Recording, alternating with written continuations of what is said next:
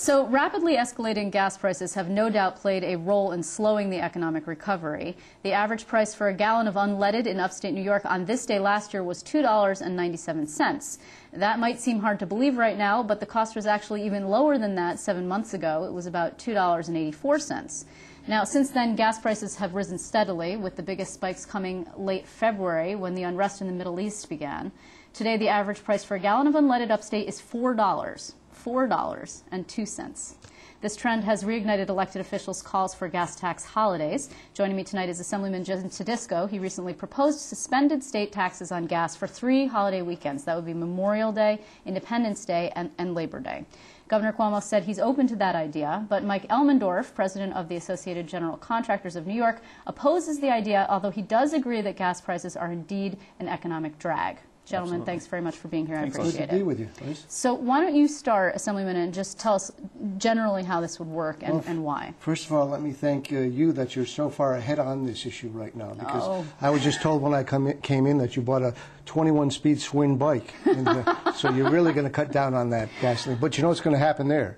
They're going to charge you $3 for a pound of air to put in your tires. Right, to offset whatever they lose when you take away the taxes. Right. All right, so but go ahead. Let's get serious now. I heard the governor speak today and yesterday, and maybe you did too, and he gets it. He's right on. What he said is that the taxpayers, those people who pay these gas prices, are stretched to the limit right now. And he also said this tax burden on gasoline is a crushing burden to add to the stretching that's taking place right now. And he mentioned that he thinks this could seriously impact our economic recovery, really slow it down. But here's the other thing he's way ahead of us on right now. He understands New York State does not have a revenue problem. New York State has a spending and taxing problem. Hold on, stop. This is his words. Yes. And he is open to this right now. He is. Okay, just to remind viewers, Governor Cuomo is a Democrat. This man is a Republican. Right. We don't want this to devolve into a love fest for the Democratic governor, not to say that we don't love him. My feeling is when he changes his affiliation, he'll be one of the best Republican governors in the history of New York State. Okay. And that's got to be coming, because he stole our agenda, so he's got to be stealing our affiliation. You sound like Ed Cox. Wait, hold on now. Getting back to the gas tax. Well, let me say this. Gas tax. Yeah, it's a win for the beleaguered property taxpayer and the middle class here, because, you know, I go to Price Chopper, and I see these individuals in Price Chopper. They have to spend $50 to get a 10-cent discount at Sunoco. These individuals are so excited to get that 10% discount. They rush over there. They fill up their tank. This is 33 cents a gallon. These are only 3 of the holidays during the course of the summer. We're going to give them a summer holiday tax break. Okay. Now, this passed in 2007, I know. in 2008, but it was the full summer.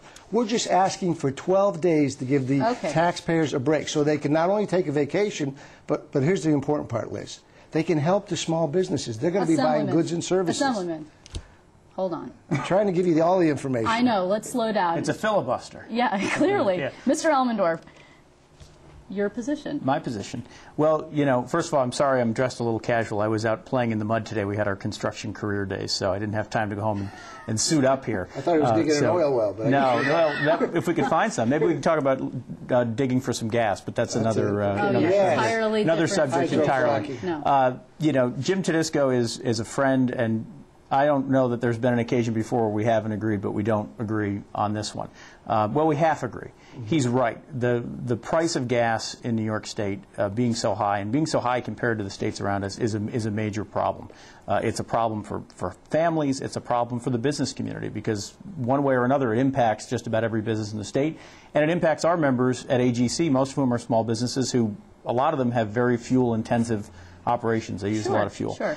The problem with this proposal is that it's first not going to do, I don't believe, what the Assemblyman is hoping it will do, and it will also, I think, create a bigger problem than the one that it is aiming to address, at least in terms of saving a few cents and then losing more on the other side. Let me explain. The problem is that the taxes in question here are not taxes that are collected at the pump for the most part. The excise tax and the petroleum business tax are collected at the point of entry into the state. So when the fuel comes in, it goes to a distributor, a wholesaler. It comes from the oil company. That's when that tax is collected. The other tax is the sales tax on gasoline. That's the tax that's collected at the pump. That's where the windfall is, by the way. The other two taxes are static. They don't go up. You're paying the same amount. It's like a per unit. About the county sales tax. Talking about the county because sales there's a state tax. sales tax of 8 cents, right?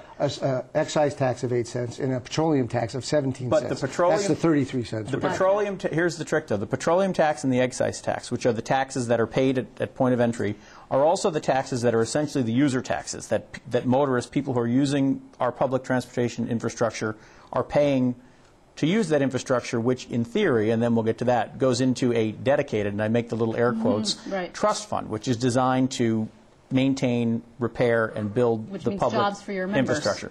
Not only means jobs for our members, but it means jobs for all of us, because I think we'd agree you can't have a thriving economy if your infrastructure is failing. And we have some of the worst road and bridge conditions in the country. You would agree with that, in New York State. You do agree with and that. here's what's happening. Here's what's happening. Half of that I agree with. Right now, the dedicated Bridge and Highway Trust Fund, if it's a lockbox, it's about time to change the key, because the money is being spent on all sorts of things other than roads and bridges. It's being spent on snowplow, on snow removal and snowplows running. Okay. That's not capital. It's being spent on bus inspections. It's being spent on DMV clerks, and it is insolvent. It is about $700 million a year being transferred out of that fund for things that have nothing to do with maintaining or building roads and highways. And this would be another huge hit. Now, you're saying it would be $19 million, I think, that would be coming out of the fund by diverting or by basically canceling these revenues over this period of time. That's the entire 2011 pavement repair program for the whole Capital District through DOT. And let me tell you how we're going to get that back in the fund.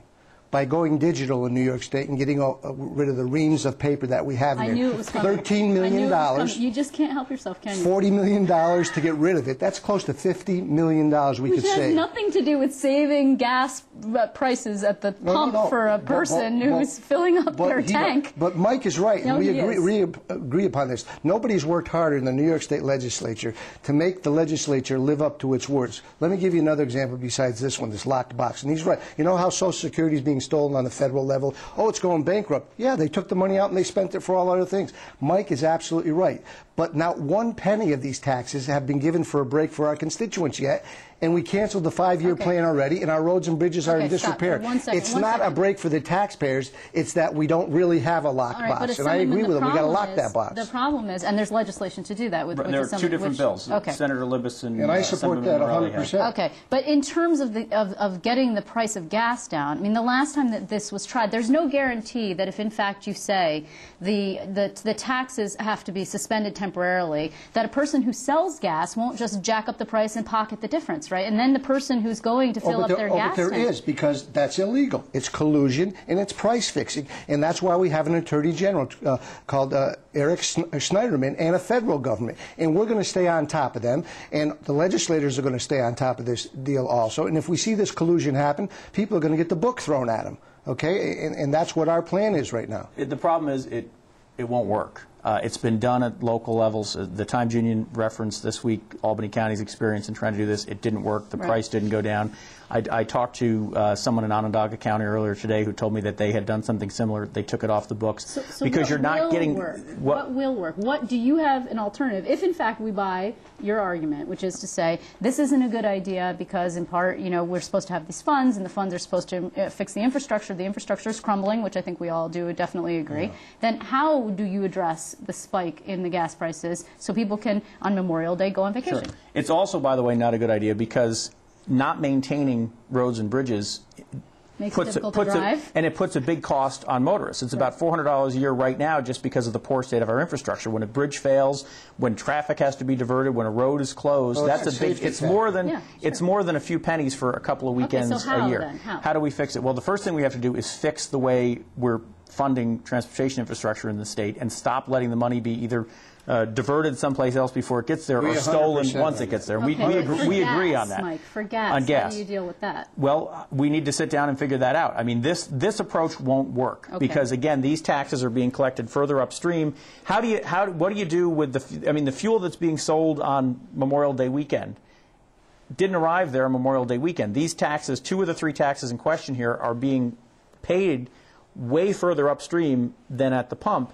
So you're not going to see that immediate impact at the pump. It's just not going to work. If we thought it was going to work and we could find a way to make sure that the infrastructure funds were whole, it'd be something we could talk about. You're not going to get the desired result, and you're going to cause more harm than good. Well, let me tell you the irony about all this, and I think Mike understands this. In 2007 and 2008, the Senate passed this piece of legislation, but for the entire summer. You know who led the fight on that? Mike Elmendorf. He worked for the National Federation of Independent Businesses. I wouldn't say I led the fight. If it was good policy then for Mike Elmendorf working for small businesses in New York State, just because he changed position, I can't think it's bad policy now. But the fact of the matter is, they are going to save money. They are going to get a break at the pump.